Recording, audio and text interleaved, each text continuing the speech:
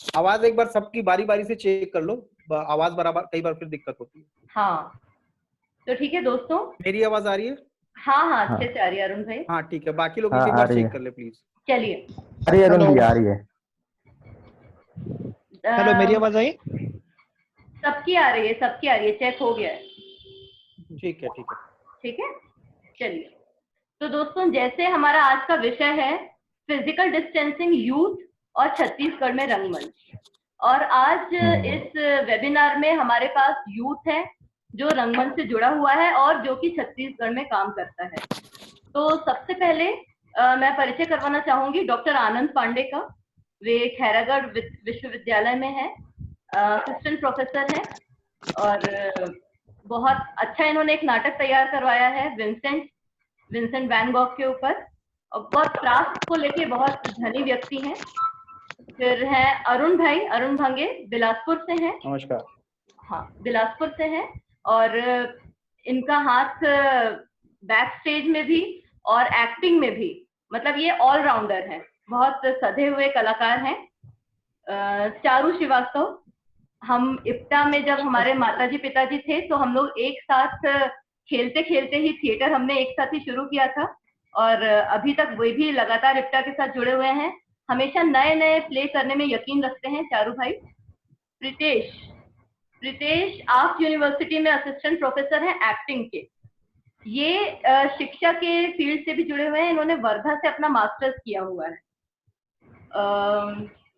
लेखेश्वर Yadav, doctor लेखेश्वर Yadav, ये एकदम नमस्कार सही दोस्तों। के डॉक्टर हैं, एमबीबीएस वाले, लेकिन इन्होंने थिएटर में थिएटर में बहुत अच्छा काम किया है, बहुत सालों से लगातार कर रहे हैं, और इनमें धुन है हमेशा कुछ ना कुछ नया सीखने की।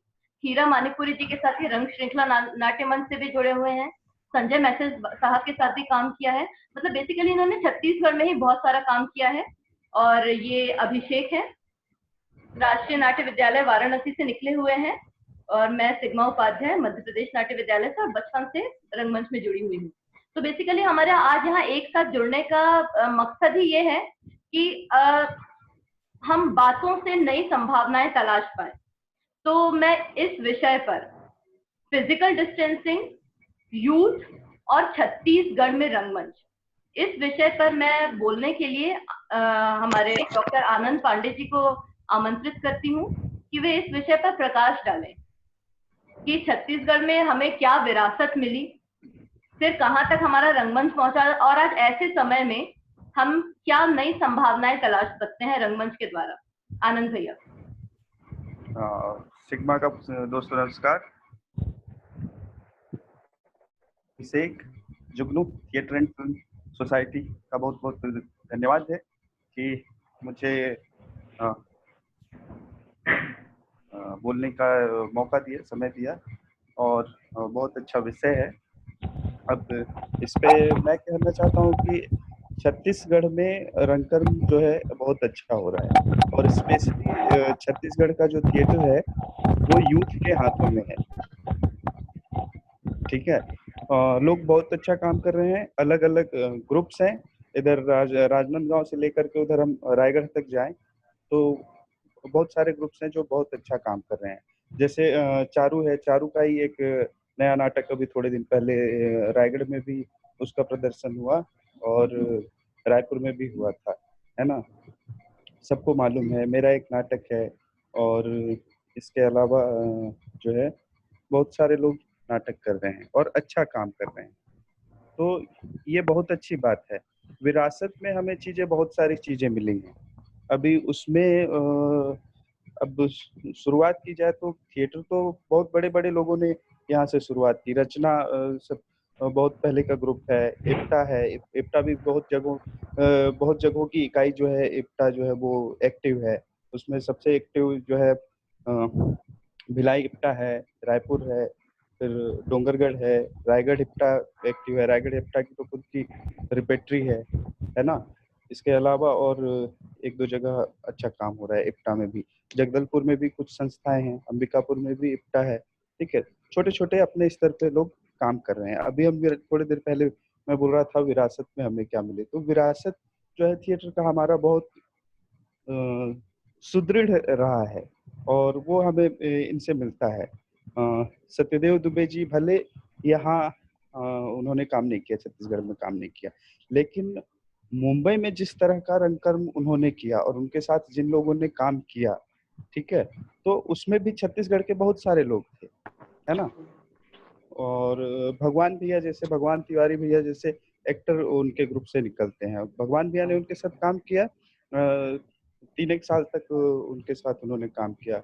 उनका प्रोसेस थोड़ा अलग था और मुख्य रूप से वो प्ले करते थे तो डबल कास्टिंग करते थे वो, है ना।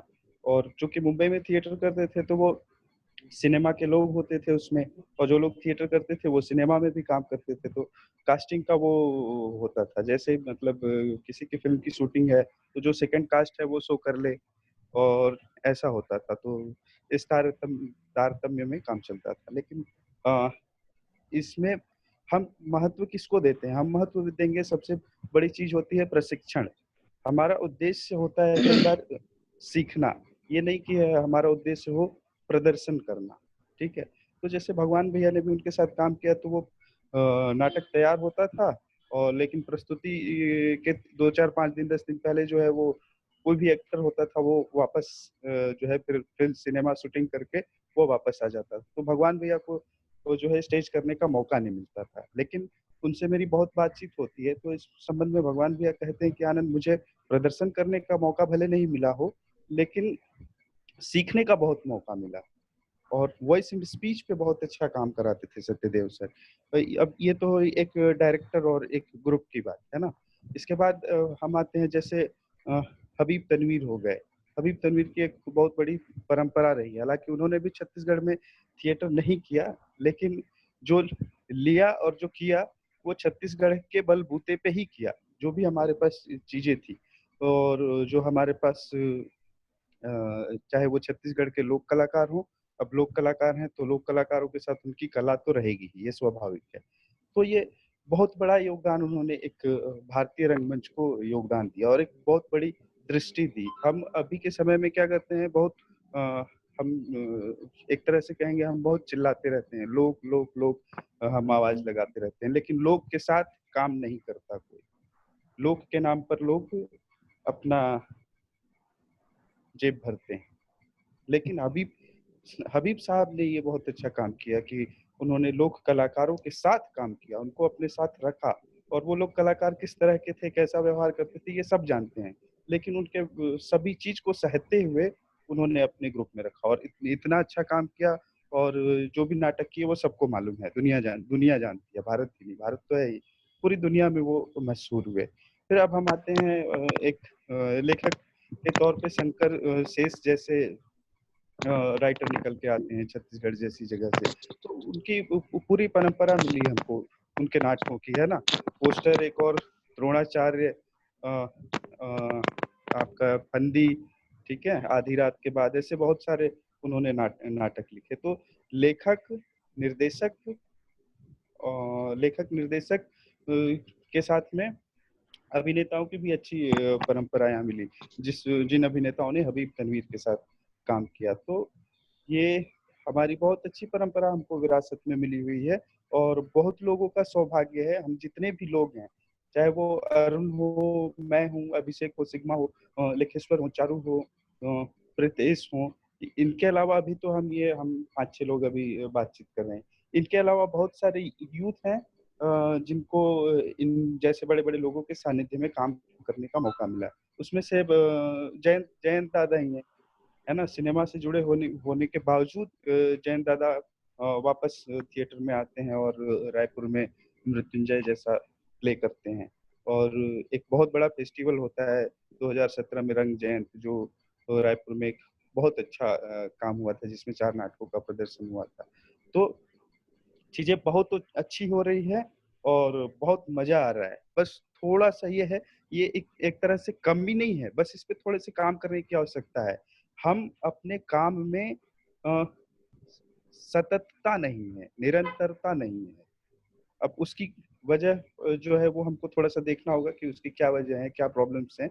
तो हमको इस पर काम करना पड़ेगा कि हम जो है देखिए एक नाटक तैयार होता है, आप सब जानते हैं कि बहुत मुश्किल से, बहुत कठिन परिश्रम से और बहुत सृजन करना पड़ता है, दिमाग लगा करके, है ना। और बहुत वो मेहनत का काम होता है और एक नाटक जा करके बनता है। लेकिन हम उस नाटक के प्रदर्शन की बात करें तो अधिकतर ग्रुप और अधिकतर समूह ऐसे हैं जिनके नाटकों के केवल एक प्रदर्शन होते हैं और उन नाटकों का प्रदर्शन रुक जाता है। तो मैं समझता हूँ कि निरंतरता बहुत बड़ी चीज है और उस निरंतरता को किसी भी तरह से हमको छत्तीसगढ़ में बना करके रखना चाहिए। Thank you. बहुत बहुत शुक्रिया आनंद भैया, बहुत सही बात कही आपने। हमें विरासत तो बहुत स्ट्रांग मिली है, लेकिन अभी फिलहाल अगर देखा जाए तो भारत रंग महोत्सव या फिर और किसी महोत्सव में छत्तीसगढ़ के नाटक बहुत कम सेलेक्ट होते हैं या तो नहीं ही होते हैं। भारत रंग महोत्सव में तो पिछले बहुत सालों से सेलेक्ट नहीं हुए हैं। उनका एक जो बाहर लॉन में स्टेज है उसमें नाचा के प्रोग्राम जरूर हो जाते हैं, लोगों को उसमें मजा आता है, लेकिन छत्तीसगढ़ में जो रंगकर में कार्य हो रहा है उसको देश में अभी फिलहाल नहीं देखा जा रहा है। मैं चाहती हूँ अरुण भाई इस बारे में बात करें, इस बात को आगे बढ़ाएं। जी जी जी। पहले तो जुगनू की पूरी टीम का शुक्रिया कि उन्होंने ये मंच एक तैयार किया है कि कुछ बातचीत हो पाए, कुछ जैसे जो ग्रुप बना हुआ है तो कुछ चीजें जो हम सबको मिल रही हैं, लगातार कुछ डॉक्यूमेंट्स, कुछ स्क्रिप्ट्स, कुछ नाटक, बहुत सारे लोगों के साथ बातचीत हो रही है, तो एक अच्छा मंच तैयार हो रहा है जुगनू के माध्यम से। तो सबसे पहले उसके लिए बधाई भी और धन्यवाद भी। शुक्रिया। और मैं ये कहना चाहूंगा कि ठीक है, वहां पे हमको मौका नहीं मिल रहा है, वो कुछ भी कारण हो सकता है कि भारत रंग महोत्सव या और भी बड़े आयोजन होते हैं, सरकारी गैर सरकारी सारी तरह के।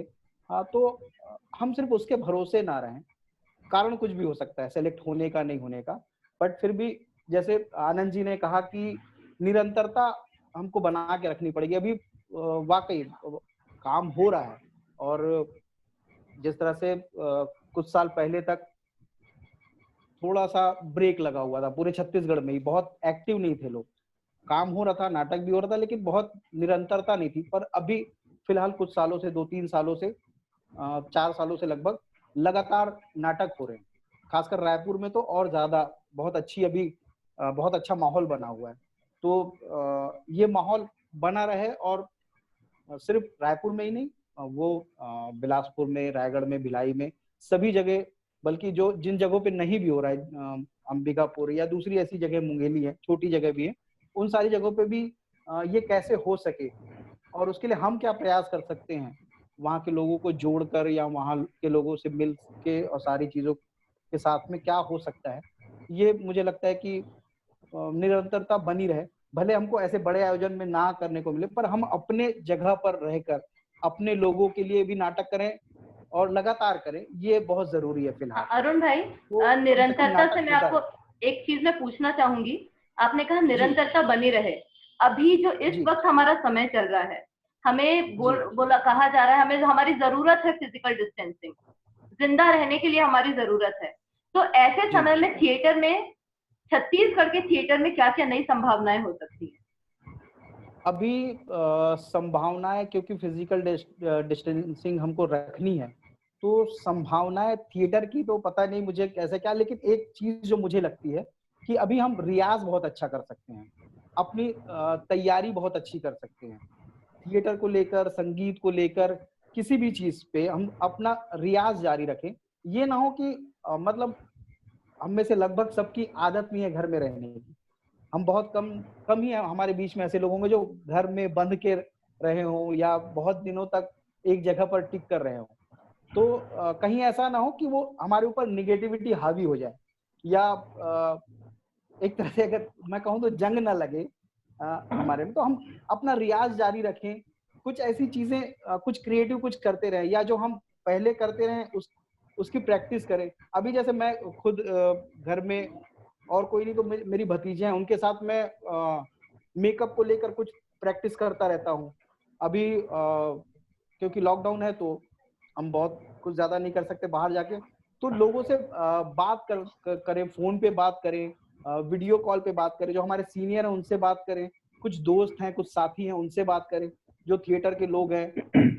तो बात करने में भी अभी मैंने लगातार लगभग 30-35 लोगों से बात की, इसमें आनंद जी भी शामिल थे, अभिषेक सिग्मा भी शामिल थी।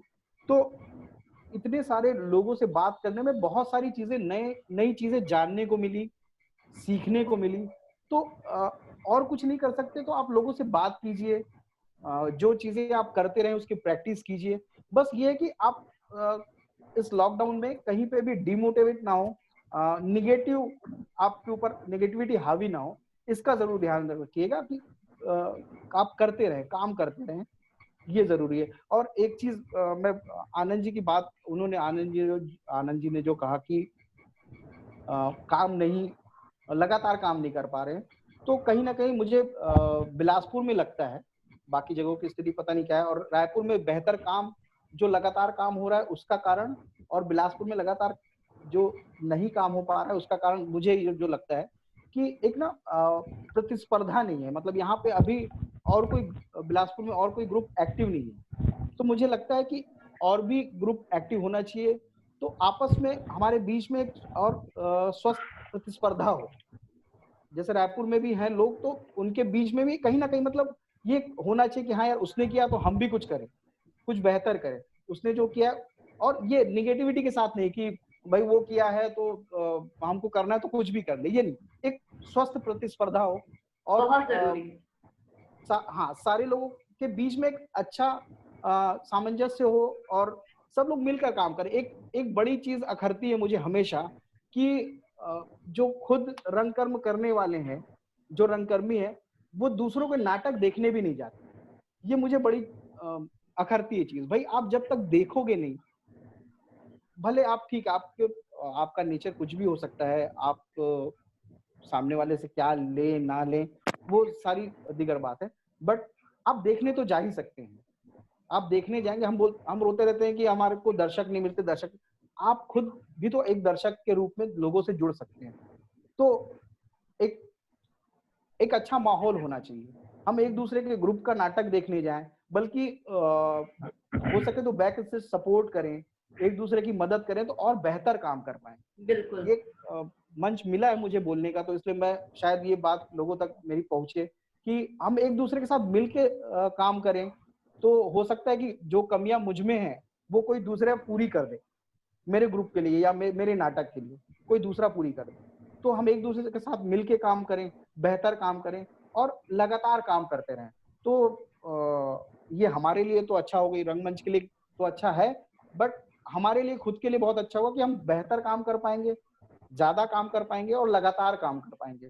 तो ये जरूरी है कि हम एक दूसरे के साथ मिलके एक दूसरे के लिए भी काम करते रहें और लगातार काम करते रहें। बहुत बहुत अच्छा अरुण भाई। अब मैं आती हूँ चारू श्रीवास्तव जी पर। भिलाई इप्टा इस समय छत्तीसगढ़ में ऐसी संस्था है जिसे इनके पहले वाली जनरेशन ने शुरू किया, लेकिन अब संभाल रहा है यूथ और आगे बढ़ा रहा है यूथ। तो मैं चारू भैया से जानना चाहूंगी कि अभी भिलाई इप्टा में कोरोना काल में क्या क्या एक्टिविटीज हो रही हैं और क्या क्या नई कोशिशें, क्या नई संभावनाएं तलाशी जा रही हैं। सबसे पहले तो सभी लोगों को मेरा नमस्कार and special thanks to Sigma and Abhishek for calling me here. तो जैसा कि सिग्मा ने बताया कि भिलाई इप्टा में हम कंटिन्यू बहुत सारे युवा रंगकर्मियों के साथ में काम कर रहे हैं। और सबसे पहली चीज तो मैं आपको ये बताना चाहूंगा कि एक प्रॉब्लम जो हमको समझ में आती है युवा रंगकर्मियों में कि आजकल के लोग जो जुड़ते हैं थिएटर से वो बेसिकली सिर्फ फिल्म को बेस करके जुड़ते हैं। कहीं ना कहीं उनका एम यही होता है कि हम नाटक कर ले, 2 नाटक कर ले और उसके बाद बस सीधे फिर मुंबई चले जाएं। फिर जाके मुंबई में तो शायद हमारे लिए बहुत कुछ रखा हुआ है। और सबसे पहली चीज तो ये जरूरी है युवाओं के लिए कि वो समझे रंगकर्म है और फिल्म है, दोनों बहुत अलग चीजें हैं, तो उनको मिक्स ना करें। ठीक है, आप दोनों चीजें कर सकते हैं, इसमें कोई प्रॉब्लम नहीं है। आपको फिल्म भी करना है, फिल्म भी कीजिए, थिएटर भी कीजिए। ऐसे हमारे बहुत सारे एग्जांपल्स हैं जो दोनों चीजें करते हैं। बट इसलिए थिएटर पे जुड़ना कि आप फिल्म में आपको फिर चांस मिल जाएगा, आप हीरो बन जाएंगे, तो वो चीज नहीं होना चाहिए। और रही बात अभी के समय की भिलाई इप्टा की, तो अभी हम लोगों ने ऐसी कुछ चीजें शुरू की हैं, जैसे कि स्क्रिप्ट राइटिंग पे हम लोग काम कर रहे हैं।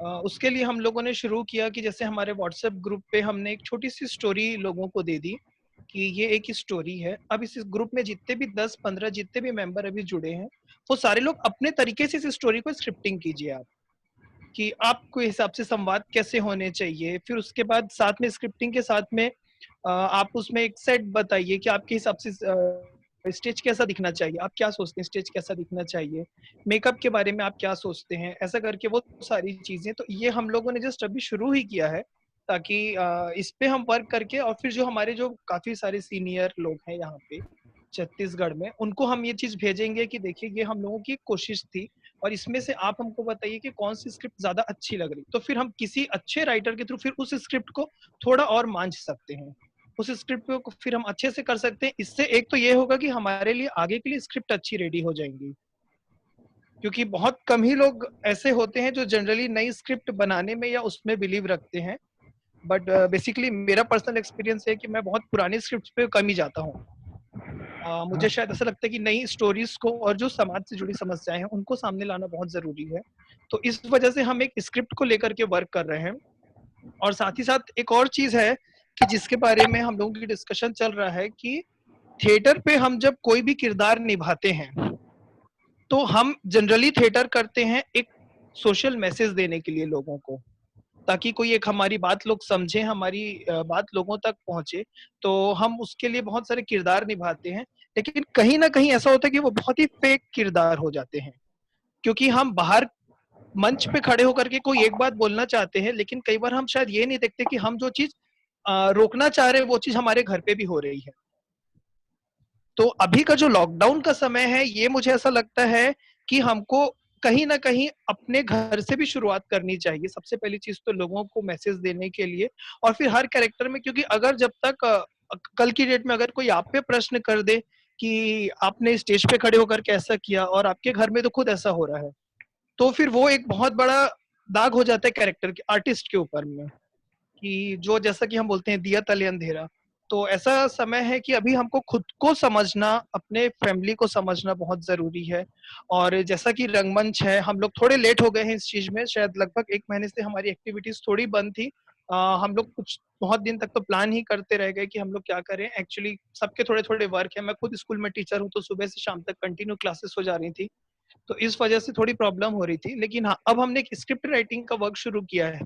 और दूसरी चीज, भिलाई इप्टा में हर साल 5 से 25 मई बच्चों का समर कैंप होता है, जिसमें एक्चुअली हम क्लास 5 से लेकर के यूथ सभी को इंक्लूड करते हैं। और इस साल उसका 25th ईयर होना था, बट अनफॉर्चुनेटली वो नहीं हो पाया इस बार।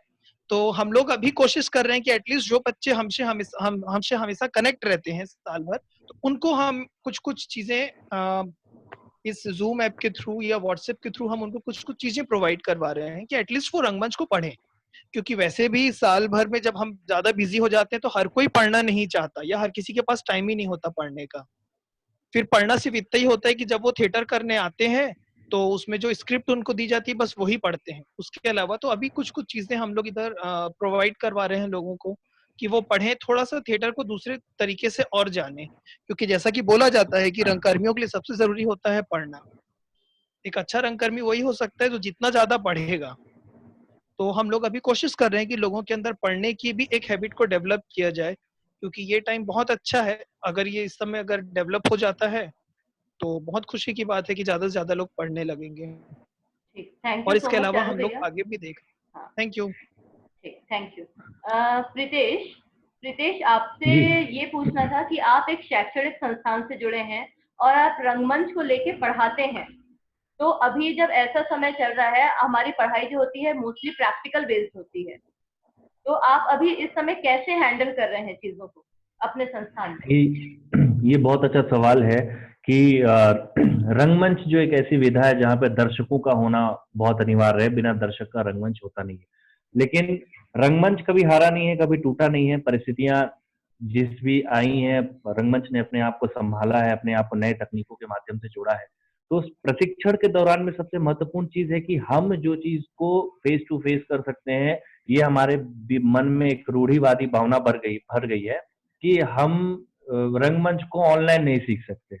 रंगमंच सामने का माध्यम है। तो बहुत सारी ऐसी बातें हैं जो रूढ़ियां बन जाती हैं, जिनको हमें समय समय पर तोड़ना होता है और नए रास्ते खोलने होते हैं। तो चाहे वो डिक्शन का काम हो, चाहे वॉइस एंड स्पीच का काम हो, चाहे कैरेक्टराइजेशन का काम हो, चाहे रंग की जो थ्योरी है या मेथड एक्टिंग की जो प्रक्रिया है, मैजिक एफ है, या जितने भी प्रकार के हम एक्टिंग की थ्योरीज पढ़ते हैं, आंगिक, वाचिक, सात्विक, अभिनय है, तो ये एक ऐसा माध्यम है जब हम अपनी ज्यादातर थ्योरियों को बताएं। जब हम वाचिक अभिनय के बारे में बता रहे हैं तो वाचिक अभिनय के साथ साथ में हम उन्हें एक वर्क भी देते हैं। जैसे मैं अभी ये कर रहा हूँ कि मैंने एक संस्कृत का मोनोलॉग निकाल लिया है, एक ग्रीक का मोनोलॉग निकाल लिया है, और मैं ये बच्चों को व्हाट्सअप कर देता हूँ। बच्चे उसको याद करते हैं, फिर वो क्लास में आते हैं, फिर वो जैसा बोलते हैं, तो जो डिक्शन का प्रॉब्लम है, तो ये सारी सिचुएशन है जो मैं अच्छे से हैंडल कर रहा हूँ और मुझे किसी भी प्रकार की कोई तकलीफ नहीं हो रही। शुरू से ही मैं एकेडमिक में जुड़ा रहा। मैंने ग्रेजुएशन, मास्टर ऑफ फिलोसफी, उसके बाद मुंबई में काम करने के बाद वापस में प्रशिक्षण में आ गया। तो मैंने ये देखा कि रंगमंच सिर्फ एक ऐसा माध्यम नहीं है जहाँ पे हम सिर्फ लोगों को ज्ञान दें या लोगों को सामाजिक दृष्टि से ठीक कर सकें, या सोशल वर्कर हम नहीं है। हमको ये भी चीजों को ध्यान रखना चाहिए।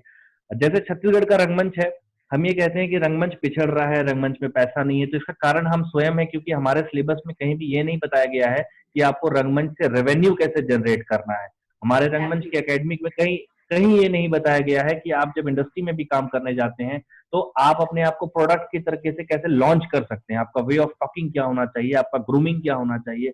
हमें यही बताया गया है कि लंबा बाल कर लो, लंबी दाढ़ी बढ़ा लो, थोड़ा सा फैज अहमद फैज को पढ़ लो, थोड़ा सा नजीर अखराबादी को पढ़ लो और 2-4 कहानी किस्से बता दो तो हम रंगकर्मी है। लेकिन ये बहुत गलत है, ये भी रूढ़िवादी है। मैं इन सब चीजों को तोड़ना चाहता हूँ। मैं समझता हूँ कि अभिषेक इतना हैंडसम है, या और भी बहुत से हमारे लोग हैंडसम है, और हम लोग बहुत स्मार्ट तरीके से रंगमंच को टैकल करने की कोशिश कर रहे हैं। छत्तीसगढ़ में क्या हो रहा है कि यहाँ पे जो शौकिया रंगमंच करने वाले हैं, जिन्होंने अपना जीवन अलग काम में गुजारा और शाम को 1 घंटा जो रंगमंच करने के लिए आ जाते हैं, इन लोगों ने रंगमंच को सबसे ज्यादा बर्बाद किया है। क्योंकि हम लोग 10 साल से रंगमंच को 24 घंटा करने वाले लोग हैं, और कोई है जो दिन को कुछ और काम कर रहा है, शाम को 1 घंटा रंगमंच कर रहा है, या ये दिखाने की कोशिश कर रहा है कि वो रंगकर्मी है, और वो फिर अपने तरीके से एक आडंबर क्रिएट करता है। तो असली रंगकर्मियों को ये शौकिया रंगकर्मी जो है ये बहुत डिस्टर्ब करते हैं, और इन्हीं की वजह से हमारी वैल्यू कम हो जाती है। वो ऐसे वैल्यू कम हो जाती है कि हमारा तो जीवन यापन है, हम एक प्ले करेंगे तो हमको इतना पैसा लेना है तो लेना है। जब तक हम इस चीज को नहीं सीखेंगे और हम फ्री में काम करते रहेंगे, तो ये जो शौकिया लोग हैं ये फ्री में काम कर लेते हैं, चाहे फिल्मों में भी आप देखिएगा। तो कहीं ना कहीं हमें इन लोगों से बच के रहना होगा। दूसरी चीज है प्रशिक्षण। प्रशिक्षण रंगमंच का एक सबसे महत्वपूर्ण हिस्सा है। अगर आप किसी भी लोक विधा को अगर आप समझने की कोशिश करेंगे, खास करके अगर मैं की बात करूं या और भी जिस प्रकार के जो लोक नाट्य हमारे बीच में मौजूद है, तो वहां पे बच्चों को मतलब बचपन से ही रंगमंच का प्रशिक्षण उनको देना बहुत जरूरी होता है। तो वैसे ही मैं ये प्रयास में हूं, और बहुत सारे सीबीएसई से भी बात चल रही थी और दिल्ली में भी बात हुई है कि हम इसको एक पैटर्न थिएटर इन एजुकेशन को इंक्लूड करेंगे। तो अभी ये मुझे लगता है कि सबसे अच्छा काम हो सकता है कि हमारे एजुकेशन में थिएटर की शिक्षा बचपन से आ जाए, और हमारे जो एकेडमिक है जहाँ पे रंगमंच विश्वविद्यालयों में पढ़ाया जा रहा है, वहां पे थोड़ा सा हमें ग्रूमिंग भी पढ़ाया जाए, और हमें ये भी बताया जाए कि हमें पैसा कैसे जनरेट करना है। यहाँ पे सबसे ज्यादा तकलीफ है। जी, बहुत बहुत जरूरी बात कही आपने प्रीतेश। मैं खुद भी ऐसा मानती हूँ कि आजकल बहुत सारे संस्थानों में, शैक्षणिक संस्थानों में भी ऐसा हो रहा है कि थिएटर मैनेजमेंट और एक पूरी इंडियन थिएटर इंडस्ट्री खड़ी हुई है, वो कैसे वर्क करती है उन्हें वहां बताया जाता है, और ये बहुत जरूरी भी है। मैं अब आती हूँ डॉक्टर लेखेश्वर यादव पे। डॉक्टर लेखेश्वर यादव इस समय यहाँ सबसे जरूरी इंसान है, क्योंकि वो टेक्निकली कोरोना को भी समझते हैं, टेक्निकली थिएटर को भी बहुत अच्छे से समझते हैं। तो डॉक्टर लेखेश्वर यादव हमें बताएंगे कि ऐसे समय में, ये समय ऐसा माना जा रहा है कि बहुत लंबा चलने वाला है, तो अगर ये इतना लंबा चलने वाला है तो थिएटर जैसी विधा कैसे सस्टेन करेगी, जहां ऑडियंस का लाइव होना जरूरी है? क्या ऑडियंस भी फिजिकल डिस्टेंसिंग फॉलो करते हुए बैठ सकती है, या इसका कोई और उपाय हो सकता है? मैं चाहती हूँ इस बात पर अधिक प्रकाश डालें।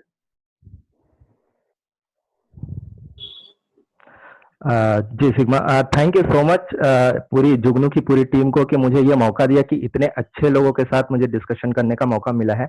और थैंक यू सो मच जितने भी अभी जिन्होंने भी थिएटर के बारे में बताया, आनंदा हो गए, रुट भैया हो गए, प्रीतेश हो गए और चारू जी हो गए। तो मैं कहना चाहूंगा कि नो डाउट ये बहुत ही हार्ड सिचुएशन है सबके लिए, ना सिर्फ हमारे लिए बल्कि सारे वर्ड थिएटर के लिए भी ये बहुत हार्ड सिचुएशन है। और इस टाइम पे जो है लॉकडाउन का जो टाइम है वो बहुत ही क्रूशियल है, जैसा कि प्रीतेश जी ने बताया कि वो बहुत अच्छा कर रहे हैं, चारू ने भी बताया कि मतलब वो किस तरीके से इसका यूटिलाइजेशन कर रहे हैं। तो वो एक बहुत अच्छी पहल है। और जैसे प्रीतेश जी की बात से मैं पूरी तरह सहमत हूँ कि उन्होंने बताया कि रंगमंच कभी हारा नहीं है, ये बहुत अच्छी बात है। रंगमंच हमेशा अपने लिए रास्ते खोजता आया है और हमेशा अपने आप को अपग्रेड करता रहा है। तो जैसा सिचुएशन आया वैसा ही वो मतलब अपग्रेड होता है, और अपग्रेड होना भी चाहिए क्योंकि ये समय की मांग है। एक्चुअली कहा भी जाता है कि आवश्यकता ही आविष्कार की जननी है। अगर हमको इसकी नीड है कि अगर हमें सोशल डिस्टेंसिंग और ऐसे ऑनलाइन प्लेटफॉर्म से अगर थिएटर करना है तो हमें उसके लिए भी तैयार होना चाहिए। हमारे जो बुद्धिजीवी लोग हैं और हमारे जो यंगस्टर्स हैं, यंग थिएटर आर्टिस्ट हैं, उन सबको साथ मिलके करना चाहिए। और मुझे लगता है ये दो तरीके की चीजें हैं। एक ये है कि इस सिचुएशन में हम हार मान जाए कि अब कुछ नहीं हो सकता, थिएटर हार गया या फिर हम लोग कुछ नहीं कर सकते। दूसरी चीज मैं इसका पॉजिटिव ये सोचता हूँ कि इसका एक पॉजिटिव ये अच्छा ये भी है, खासकर मेरे लिए, क्योंकि मैं तो मेरा मतलब मेरी ड्यूटी रहती है हॉस्पिटल में और उसके बाद मैं थिएटर को भी टाइम देता हूँ, अपने एक्टिंग को भी। तो as an actor, as an artist मैं मतलब हमेशा इस पे वर्क करते रहता हूँ और हमेशा मुझे ये कोशिश रहती है कि मैं जितने ज्यादा से ज्यादा वर्कशॉप अटेंड कर सकूं, जितनी ज्यादा से ज्यादा चीजें सीख सकूं। तो ये टाइम मेरे लिए बहुत अच्छा अपॉर्चुनिटी लेके आया है कि मैं इतने सारे अच्छे लोगों को एक प्लेटफॉर्म पे ऐसे ऑनलाइन में वर्कशॉप ले सकता हूँ, अपने सारी चीजों पे काम कर सकते, चाहे डिक्शन हो, चाहे अपने मतलब बॉडी इस पे हो, वर्क उस पे हो, या फिर स्क्रिप्ट पे हो, किसी भी चीज पे मैं इस पे काम कर सकता हूँ। तो ना सिर्फ ये हमारे इंटरनल लोकल लेवल पे कर सकते हैं, बल्कि वर्ल्ड लेवल पे भी मैं सोचता हूँ कि इसका बहुत ये बहुत बड़ी अपॉर्चुनिटी है कि हम वर्ल्ड लेवल पे जितने भी थिएटर के लोग हैं या थिएटर के जो दिग्गज हैं उनसे हम मार्गदर्शन ले सकते हैं और उनके साथ मिलकर कोलेबरेट करके काम भी कर सकते हैं। जैसे कि अभी एक कॉन्सेप्ट अभी द हिंदू में आया था कि शायद साउथ में कहीं पे उन्होंने मोबाइल थिएटर या ऑनलाइन थिएटर का एक कॉन्सेप्ट उन्होंने स्टार्ट किया है कि ऑनलाइन या लाइव थिएटर करे। तो ये भी एक अच्छा कॉन्सेप्ट है। रही बात सोशल डिस्टेंसिंग की और ये सारी चीजें, तो नो डाउट कोरोना के बाद ये सारी चीजें बदल जानी है। अगर हम देखते हैं कि पहले जहाँ पे 100 की गैदरिंग रहती थी, 500 गैदरिंग रहती थी, वहां पे उतनी नहीं हो पाएगी क्योंकि हमें प्रॉपर 1 मीटर डिस्टेंस मेंटेन करना पड़ेगा, सैनिटाइजेशन का ध्यान रखना पड़ेगा। तो ये चीजें आई थिंक एक ऑर्गेनाइजर पे भी ज्यादा बर्डन डालेगा फाइनेंशियली भी। जहाँ अभी मतलब थोड़े लाइट सेट और इस पे जब काम हो जाता था, उसके अलावा भी इन चीजों में भी खर्चा करना पड़ेगा और उनको वो रेवेन्यू, उनको चीजें मिल भी नहीं पाएंगी। तो ये सारी चीजें आनी ही है, बट इम्पोर्टेंट यह है कि हम उससे कैसे निपटेंगे, हमारे पास उसके लिए क्या प्रिपरेशन है। तो उसके लिए यूथ ही हो सकता है, जैसे कि प्रीतेश जी ने बताया कि वो जैसे काम कर रहे हैं कि आगे सोच के जो यंगस्टर्स आए और सारी चीजें काम करें हम, और इस पे हम सभी बात करें, हम मिल के बात करें। तो ये सारी चीजें बहुत इंपॉर्टेंट हो जाती है हमारे लिए, हमारे थिएटर को भी आगे बढ़ाने के लिए। और ये बहुत बड़ी अपॉर्चुनिटी है मेरे हिसाब से, जहाँ पे हम पूरे वर्ल्ड थिएटर को हम एक साथ ला सकते हैं और एक साथ मिलकर काम कर सकते हैं। एक मतलब बहुत ही कम टाइम में हम बहुत सारी चीजें सीख सकते हैं। तो इस वे में मेरे हिसाब से ये बहुत अच्छा समय है हम सबके लिए। थैंक यू लिखेश्वर भाई। मुझे खुद को यही लगता है कि थिएटर एक कंपोजिट आर्ट है जिसमें हमेशा से नई नई चीजों का, नए नए माध्यमों का आवाजाही लगी रहती है। और जनता उसे जैसे एक्सेप्ट कर रही है थिएटर को जिस माध्यम में, उसे जनता के ऊपर हमें थोड़ा बहुत छोड़ना चाहिए कि वो किस तरह से समय बदलते समय के साथ उसको एक्सेप्ट कर रही है। मैं चाहती हूँ कि अब अभिषेक इस पर एक स्टेटमेंट दे, कंक्लूडिंग स्टेटमेंट, फिर उसके बाद हम ये मीटिंग समाप्त करेंगे। ओके, बहुत बहुत शुक्रिया। आप सबको सुनना बहुत ही अच्छा था, बहुत ही मजा आया सुन के सबको। मैं सबकी बात से थोड़ा थोड़ा जीव निकालना चाहता हूँ यहाँ पर। शुरू करते हैं आनंद भैया की बात से कि उन्होंने कहा कि काम बहुत अच्छा हो रहा है लेकिन निरंतरता की कहीं ना कहीं कमी है। अरुण भाई ने जैसे कि अपनी बात रखी कि प्रशिक्षण हम जिस पे जोर देना चाहिए वो हम अब दे पा रहे हैं इस समय की वजह से, जो समय हमको अच्छा खासा मिला हुआ है। चारू भाई ने जो कहा कि वो नए तरीके से काम करना पसंद करते हैं, ना कि पुराने स्क्रिप्ट पे वो काम करें, वो नए स्क्रिप्ट पे काम करना पसंद करते हैं। और प्रीतेश भाई ने जो कहा कि रूढ़िवादी सोच को छोड़ के आगे बढ़ना चाहिए, रेवेन्यू जनरेट करना चाहिए। और साथ में उसके बाद लकी भाई ने उस बात को आगे बढ़ाया कि सोशल जो हमारी जो डिस्टेंसिंग, फिजिकल डिस्टेंसिंग माफ कीजिएगा, जिसकी हम बात कर रहे हैं, कि उससे हमको आगे थोड़ा सा हो सकता है आगे आने में, गैदरिंग करने में परेशानी हो। तो इस बात को अगर मैं अपने साथ जोड़ूं, जो मेरी समझ है थिएटर को लेके, मुझे लग रहा है कि ये शायद पहला समय ऐसा है कि हम लोग थिएटर के बारे में बात कर रहे हैं या एक्टिंग के बारे में बात कर रहे हैं ऑनलाइन। ऑनलाइन आज तक कभी हमने ट्रेनिंग नहीं दी, आज तक हमने ट्रेनिंग की सोची भी नहीं कि ट्रेनिंग ऐसे भी दिया जा सकता है या ऐसे भी पढ़ाई की जा सकती है। और क्योंकि हम इसके मीडिया की बात करते हैं, हम अक्सर ओनर होते हैं कि यार नाटक में 100 लोग आते हैं या 80 लोग आते हैं, वो भीड़ नहीं आती है जिस तरह से हम बाकी चीजों में देखते हैं। तो इन सबको अगर समअप किया जाए एक साथ, तो जैसे कि आप देखें कि फिल्मों के साथ जो हुआ था कि फिल्म एक समय के बाद जब किसी डायरेक्टर प्रोड्यूसर के पास अगर उसको रिलीज करने का वो मादा नहीं था, तो वो OTT प्लेटफॉर्म में गए और वहां से उनको रेवेन्यू जनरेट भी हुआ और वो लोग अपने काम को, जो इंडी जो वर्क था, जो अपने स्वयं के जो काम थे, उसको वो दिखाना चाहते थे, तो वहां पे उसको दिखा पाए। कहीं ना कहीं हो सकता है, पता नहीं आगे इसका भविष्य कैसा है, और कहीं ना कहीं अगर देखा जाए तो जिस तरह से टेक्नोलॉजी आगे बढ़ रहा है, तो हो सकता है कि रंगमंच के काम को, एक्टिंग के काम को ऑनलाइन माध्यम से भी हम बढ़ा सकते हैं। क्योंकि ये देखा जा रहा है, लाइक हम लोग अगर आज यहाँ पे बात कर रहे हैं, तो इसके पहले कभी हमने ऐसे ऑनलाइन कभी बात नहीं की रंगमंच पे, लेकिन अब ये संभव हो रहा है। तो आपको कहना चाहिए कि कोरोना की वजह से हमारे दिमाग की कुछ जो नई जो उपज है, ये कुछ नई चीजें निकल के आ रही है, और भले बहुत ही नकारात्मक और बहुत ही संकट वाला समय है, लेकिन इसमें ये पॉजिटिव चीज है जो रंगमंच को शायद कुछ आगे नया दे सकती है। ऐसा है मेरा मानना। बिल्कुल, मतलब इसके जरिए हम प्रशिक्षण तो कर ही सकते हैं, भले ही रंगमंच नहीं कर सकते। प्रशिक्षण रंगमंच का बहुत सारे, हाँ प्रीतेश। रंगमंच जाना जाएगा कोरोना के पहले का रंगमंच और कोरोना के बाद का रंगमंच। तो ये कोरोना एक मील का पत्थर है हमारे लिए। हाँ, एक अच्छा समय दे दे रहा है खुद को फिर से रिसाइकल करने के लिए, सॉरी, फिर से समझने के लिए खुद को। सिग्मा और अभिषेक यदि आज्ञा दे तो मैं कुछ और कहना चाहता हूँ। हाँ, हेलो। हाँ भैया। हाँ ठीक है। हाँ, सिग्मा जैसे कह रही थी कि राष्ट्रीय नाट्य विद्यालय का जो फेस्टिवल होता है भारत रंग महोत्सव, उसमें छत्तीसगढ़ के नाटक नहीं होते। हमारा काम है अप्लाई करना, सेलेक्ट करना उनका काम है, तो वो एक अलग चीज है। हालांकि जो ज्यूरी के लोग होते हैं और अंदर अंदर बहुत सारी चीजें निकल करके आती हैं, उसमें यही है कि वो जो सिलेक्शन का प्रोसेस है वो गलत है। आप एक नाटक को बिना देखे एक सीडी में या एक स्क्रीन पे देख करके आप उसको कैसे जज कर सकते हैं? नहीं कर सकते। और जैसे टाटा स्काई थिएटर पे जो प्ले आते हैं, आप लोग सब देखते होंगे, जानते होंगे, तो वो स्पेशली वो स्क्रीन पे दिखाने के लिए वो शूट किया जाता है। लेकिन हम क्या करते हैं, हम नाटक को कैमरे से शूट बस कर देते हैं और उसको हम सीडी में डाल करके भेज देते हैं। तो वो ये ठीक बिल्कुल नहीं है। राष्ट्रीय नाट्य विद्यालय को मैं समझता हूँ ये प्रोसेस बदलना चाहिए। अब वो क्या प्रोसेस बनाएंगे नया, या कुछ करेंगे या कुछ क्या कर पाते हैं वो उनके ऊपर है, लेकिन ये चीजें बदलनी चाहिए। दूसरी चीज ये है कि हम छत्तीसगढ़ के लोग जो है रंगकर्म तो बहुत अच्छा करते हैं, लेकिन अपने आप को हम स्पॉट नहीं कर पाते हैं, ताकि दिल्ली के लोग हमको देख नहीं पाते हैं। और देखने का मतलब ये नहीं है कि दिल्ली से आदमी छत्तीसगढ़ में आकर के नाटक देखे। छत्तीसगढ़ में हम नाटक कर रहे हैं तो कम से कम हम लिखें, और जब तक हम लिखेंगे नहीं, जब तक हम राज्य स्तर पर और राष्ट्रीय स्तर पर जब हमारी लिखी हुई चीजें छपेंगी नहीं, तो लोगों तक हम पहुंच नहीं पाएंगे।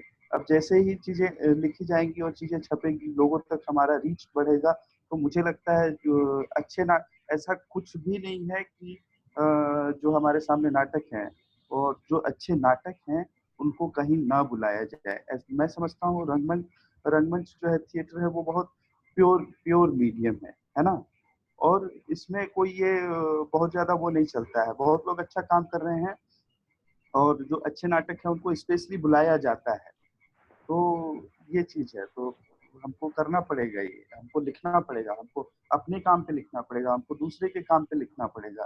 तो अभी जस्ट हमने शुरुआत, डॉक्यूमेंटेशन बहुत ज्यादा जरूरी है, डॉक्यूमेंटेशन बहुत ज्यादा जरूरी है। हाँ, और ये कोरोना का जो समय है, ये हमारे लिए बहुत चैलेंजिंग है। तो कुछ नहीं तो इसमें कम से कम चीजें लिखी जाए। मैं सिग्मा के नाटक के बारे में लिखूं, सिग्मा मेरे नाटक के बारे में लिखे, मैं चारू के नाटक के बारे में नाटक देखूं, लिखूं, सब कुछ करूं, सब एक दूसरे के नाटक के बारे में हम लिखें, अच्छी चीजें भी लिखें, खराब और जो हमारी चीजें एक चीज ये भी इसमें आनी चाहिए। जोड़ना चाहता हूँ कि सिग्मा जुगनू थिएटर एक अच्छा प्लेटफॉर्म, मतलब इतिहास में याद रखा जाएगा कि कोरोना काल में हम लोग इस तरीके से नाटकों के बारे में बात कर रहे थे। तो आप लोगों से एक निवेदन है कि हफ्ते में एक बार जिस तरीके की हम बातचीत कर रहे हैं, तो हर शनिवार को अगर हम ऐसी बातचीत करना शुरू करें सारे लोग मिल करके, तो उससे भी नई चीजों पे हम काम कर सकते हैं कि हम इंडिविजुअली अपने अपने घर में हमने क्या पढ़ा, कौन सी चीजें पढ़ी, कौन से नाटक पढ़े, तो हम हर शनिवार को मिल करके बैठ के और इस तरीके का रिकॉर्डिंग सेशन भी कर सकते हैं। बहुत अच्छा सुझाव है। इससे एक्चुअली हमारे काम में जो निरंतरता की बात हो रही थी वो आ जाएगी अपने आप ऑटोमेटिकली। हाँ हाँ, मतलब जैसे इससे ये निरंतर होगा हो पाएंगे कि शनिवार को हम बैठ गए और शनिवार को बैठ के हम लोगों ने टॉपिक रखा बर्टोल्ट ब्रेख्ट का रंकर, तो हम बर्टोल्ट ब्रेख्ट के बारे में एक शनिवार पूरा बात किया। उसके बाद हमने मेयर होल्ड पे बात किया, उसके बाद हमने भारत में आ जाए तो नाट्य शास्त्र पे एक दिन बात कर लिया। तो इस तरीके से हर शनिवार को अगर हम एक टॉपिक को क्लियर करते चले जाएंगे तो एक बहुत अच्छा सेशन हो जाएगा, रिकॉर्डिंग हो जाएगी, जो फ्यूचर के लिए भी अच्छी है, हमारे लिए भी अच्छा है। हाँ, एक स्टूडेंट बहुत अच्छा सुझाव है। ये भी हाँ। हो जाएगा। हाँ, एक चीज दोस्तों, क्योंकि हम समय से थोड़ा बहुत आगे हो गए हैं, तो फिलहाल के लिए यहाँ पे रुकना पड़ेगा। बातें बहुत सारी हैं, समय थोड़ा कम हमेशा पड़ जाता है, लेकिन अगली बार के लिए हम बहुत सारी चीजें बचा के रखते हैं। बहुत मुझे पता है अभी सबको बहुत ज्यादा कहने की इच्छा अभी भी हो रही है, लेकिन समय का भी हमें ध्यान रखना जरूरी है। इस सेशन का समय यहीं पे समाप्त होता है। आप सबका बहुत बहुत धन्यवाद जो आप सब जुड़े और एक बार में तैयार हो गए, बिना किसी प्रॉब्लम के, बिना किसी दुराव छुपाव के, बिना किसी जो भी है, जो अब बात हो रही थी ईगो वगैरह के। तो बहुत अच्छा लगा, बहुत ज्यादा अच्छा लगा। एक तरह से ट्रांसपेरेंट बातचीत हुई हमारे बीच, बिल्कुल खुलकर बातचीत हुई। बहुत बहुत शुक्रिया आप सभी का दोस्तों, धन्यवाद। जुगनू का भी शुक्रिया। Thank you. और